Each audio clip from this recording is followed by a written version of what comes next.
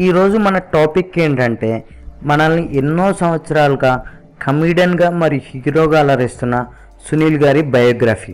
ఈ వీడియోలోకి వెళ్ళే ముందు please subscribe my channel and press the bell icon. అయితే సునీల్ గారి పూర్తి పేరు సునీల్ వర్మ. మన సునీల్ గారు భీమవరంలోని ఇందుకూరి వారింట 28 ఫిబ్రవరి 1974లో జన్మించారు. అయితే సునీల్ గారికి 6 సంవత్సరాల వయసు ఉన్నప్పుడు తన తండ్రి గారు మరణించటం వల్ల తండ్రి గారు చేస్తున్న పోస్టల్ ఉద్యోగానికి తన తల్లి గారికి వచ్చింది. అయితే అప్పటికే సునీల్కి ఒక చెల్లి ఉంది. తండ్రి గారు మరణించటం వల్ల తన విద్యాభ్యాసం 4వ తరగతి వరకు తన తల్లిగారి గ్రామమైన పెద్దపల్లిలో జరిగింది. అయితే అక్కడి నుండి 10వ తరగతి వరకు జంగారెడ్డిగూడెంలోని రెసిడెన్షియల్ స్కూల్లో జరిగింది. అయితే సునీల్ గారికి చిన్నప్పటి నుండే సినిమాలంటే చాలా ఆసక్తి ఎక్కువ. తాను చదువుకున్న రోజుల్లోనే చిరంజీవి గారి సినిమా అయిన మహానగరంలో మాయగాడు అనే సినిమా చూసి చాలా ఇన్స్పైర్ అయ్యానని చాలా ఇంటర్వ్యూల్లో చెప్పారు సునీల్ గారు. ఆ ఒక్క సినిమానే కాకుండా చిరంజీవి గారి మిగిలిన సినిమాలు మరియు మిగతా హీరో సినిమాలు కూడా చూసి చాలా ఇన్స్పైర్ అయ్యానని చెప్పారు. అయితే డ్యాన్సులు కూడా తానే చేస్తూ ఉండేవాడంట. ఖాళీ టైంలో తన ఫ్రెండ్స్కి చేసి చూపించటం మరియు డ్యాన్సులు చేయటం కూడా చేసేవారంట సునీల్ గారు. అయితే ఇది ఇలా పూర్తయిన తర్వాత భీమవరంలో ఓ కాలేజీలో ఫైన్ ఆర్ట్స్ కోర్సులో జాయిన్ అయ్యారు సునీల్ గారు. చదువుతూనే డ్రామాలు నాటకాలు వేస్తూ ఉండేవారు సునీల్ గారు. అయితే వీరికి శిక్షణ ఇవ్వడానికి మన్యం రాజారెడ్డి గారు వచ్చేవారు. అయితే మన్యం రాజారెడ్డి గారు అప్పటికే ఆదివారం ఆడవాళ్ళకు సెలవు, క్షేమంగా వెళ్ళి లాభంగా రండి అనే సినిమాను డైరెక్షన్ చేసి ఉన్నారు.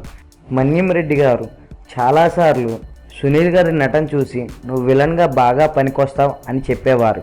అయితే దానికి బదులుగా సునీల్ గారు అయితే నేను కామెడీ విలన్ అవుతానని చెప్పేవారంట.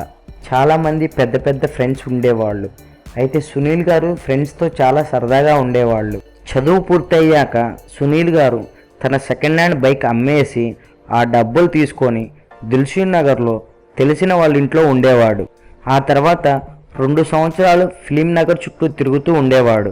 అక్కడ ఎటువంటి అవకాశాలు రాలేదు సునీల్ గారికి. సునీల్ గారు అనుకోకుండా ఒకరోజు పవన్ కళ్యాణ్ గారి తొలి సినిమా అయిన అక్కడమ్మ ఇక్కడ అబ్బాయి సినిమాలో డీగ్రేడెడ్ విలన్ పాత్రలో పోషించారు. అయితే సునీల్ గారికి ఆ తర్వాత ఏ అవకాశం కూడా రాలేదు. హైదరాబాద్ నుండి భీమవరం వెళ్ళిపోయారు. అయితే 1 సంవత్సరం తర్వాత తెలిసిన వాళ్ళ ఇంట్లో కాకుండా హైదరాబాద్లో ఫిలిం నగర్ దగ్గరలో ఒక రూమ్ తీసుకుందామని ఆలోచించారు సునీల్ గారు. అయితే అదే సమయంలో డైరెక్టర్ త్రివిక్రమ్ శ్రీనివాస్ గారు కూడా అదే ఆలోచనలో ఉన్నారని తన కజిన్ ద్వారా తెలుసుకున్నారు సునీల్ గారు. అయితే డైరెక్టర్ త్రివిక్రమ్ గారు సునీల్ ఇద్దరు కలిసి తన కజిన్ సహాయంతో లక్కడి కప్పుల్లో రూమ్ తీసుకున్నారు. ఆ రోజుల్లో ఇద్దరికి రోజు గడవాలంటే చాలా కష్టంగా ఉండేది. ఈ విషయాన్ని సునీల్ గారే స్వయంగా చాలా ఇంటర్వ్యూల్లో చెప్పారు. అయితే సునీల్ గారు వేషాల కోసం ట్రై చేస్తూ ఉన్న రోజుల్లో తన రూమ్మేట్ అయిన త్రివిక్రమ్ శ్రీనివాస్ గారి గురించి ఒక అసిస్టెంట్ డైరెక్టర్ పోస్ట్ ఇవ్వమని చాలామంది ప్రొడ్యూసర్లను అడిగారు. అయితే వీళ్ళిద్దరికి ఎటువంటి అవకాశం వచ్చేది కాదు. అయితే వీళ్ళిద్దరి దగ్గర ఉన్న డబ్బులకి సినిమాల కోసం తిరగటానికి మరియు తినటానికి మాత్రమే ఉండేవి. రూమ్ రెంట్ కట్టలేక చాలాసార్లు ఓనర్ బయటికి పంపించారు. ఈ విషయాన్ని కూడా సునీల్ గారు చాలా ఇంటర్వ్యూల్లో చెప్పారు. ఇలాగే ఒకసారి ఒక ఇంటర్వ్యూలో సునీల్ గారు ఒక విషయాన్ని తెలియజేశారు. త్రివిక్రమ్ శ్రీనివాస్ మరియు సునీల్ గారి మధ్య జరిగిన సంభాషణని. రూమ్ రెంట్ కట్టలేక బయటికి వచ్చేసాం, ఇప్పుడు ఏంట్రా పరిస్థితి అని త్రివిక్రమ్ శ్రీనివాసరావు గారు సునీల్ గారిని అడిగారు. అయితే సునీల్ గారు దానికి బదులుగా నా దగ్గర ఈరోజు రాత్రి భోజనానికైతే ఉన్నాయి, రేపొద్దున్నే ఆలోచిద్దాం అని చెప్పారంట. దానికి సమాధానంగా త్రివిక్రమ్ శ్రీనివాసరావు గారు ఆ డబ్బులతో ఒక కూల్ డ్రింక్ కొని సగం తాగి సగం సునీల్ గారికి ఇచ్చారు. ఏంట్రా డబ్బులు లేకపోతే ఇలా చేసావు అని చెప్పి సునీల్ గారు అడగగా, ఈ డబ్బులు ఉన్నాయి కాబట్టి నువ్వు ఆలోచించట్లేదురా, అదే ఈ డబ్బులు అయిపోతే ఈ క్షణం నుంచి ఆలోచిస్తావని చెప్పి బదులు ఇచ్చారంట. ఇది ఇలా ఉండగా త్రివిక్రమ్ శ్రీనివాసరావు గారు పోసాని కృష్ణమురళి గారి దగ్గర రచయితగా పనిచేస్తున్నారు. ఆ తర్వాత కొంతకాలానికి నువ్వే నువ్వే అనే సినిమాలో రచయితగా అవకాశం వచ్చింది త్రివిక్రమ్ శ్రీనివాసరావు గారికి. అయితే నువ్వే నువ్వే సినిమా డైరెక్టర్ అయిన విజయ్ భాస్కర్ గారికి సునీల్ గారిని పరిచయం చేసి ఒక వేషం ఇప్పించారు. అయితే ఆ వేషానికి త్రివిక్రమ్ శ్రీనివాసరావు గారు మాటలు రాయటం వల్ల ఎన్నో కష్టాల్లో ఉన్న సునీల్ గారికి ఒక అవకాశం వచ్చింది. ఆయన నటనతో ప్రూవ్ చేసుకున్నారు ఆ సినిమాలో. ఈ సినిమా 2000 సంవత్సరంలో వచ్చింది. అయితే సునీల్ గారు తన కామెడీ టైమింగ్తో ప్రేక్షకుల్ని చాలా అలరించారు. అదే సంవత్సరంలో సునీల్ గారికి 2-3 అవకాశాలు కూడా వచ్చాయి. అయితే త్రివిక్రమ్ శ్రీనివాసరావు గారు నువ్వే కావాలికి రైటర్గా పనిచేశారు. ఈ సినిమాలో మరొక అవకాశం వచ్చింది సునీల్ గారికి. ఈసారి తన కామెడీ టైమింగ్తో చాలామంది ప్రేక్షకులను ఆకట్టుకున్నారు. ఈ సినిమాకి సునీల్ గారికి బెస్ట్ కమెడియన్గా నంది అవార్డు కూడా వచ్చింది. ఆ తర్వాత చాలా సినిమాల్లో సునీల్ గారిని కమెడియన్గా తీసుకోవడం జరిగింది. మంచి మంచి సినిమాల్లో గొప్ప కమెడియన్గా నటించారు.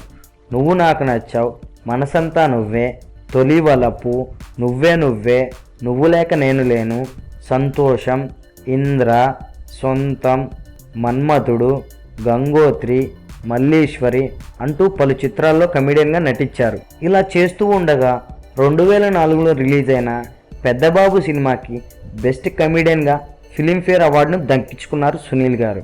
అయితే పెద్దబాబు సినిమాలో సునీల్ గారి కామెడీ టైమింగ్తో ప్రేక్షకులను బాగా ఆకట్టుకున్నారు.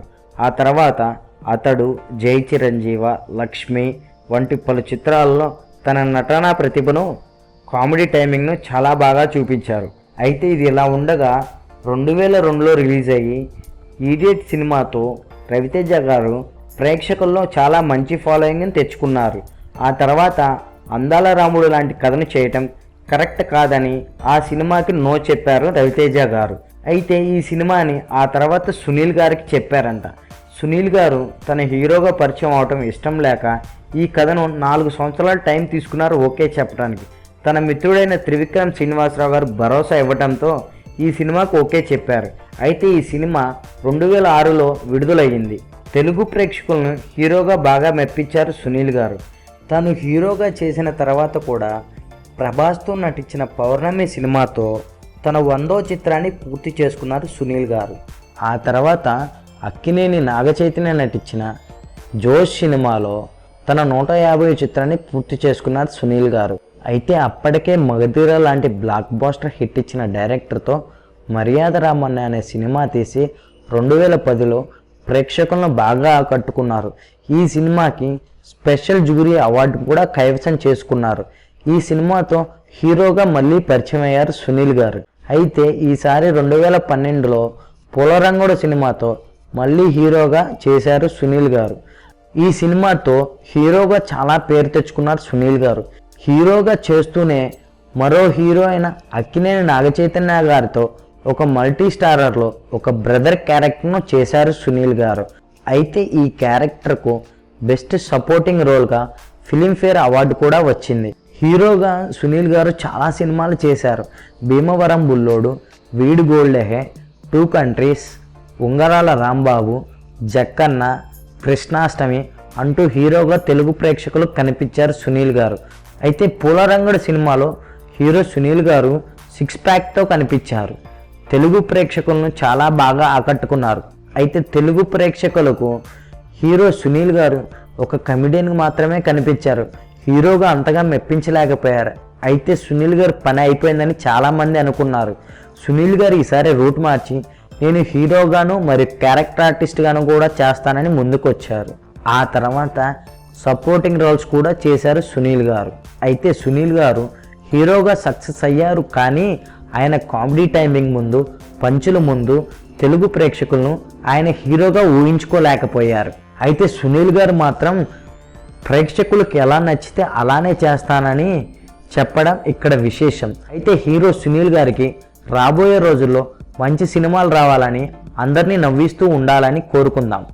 ఈ వీడియో కనుక మీకు నచ్చితే లైక్ చేయండి, కామెంట్ చేయండి, షేర్ చేయండి.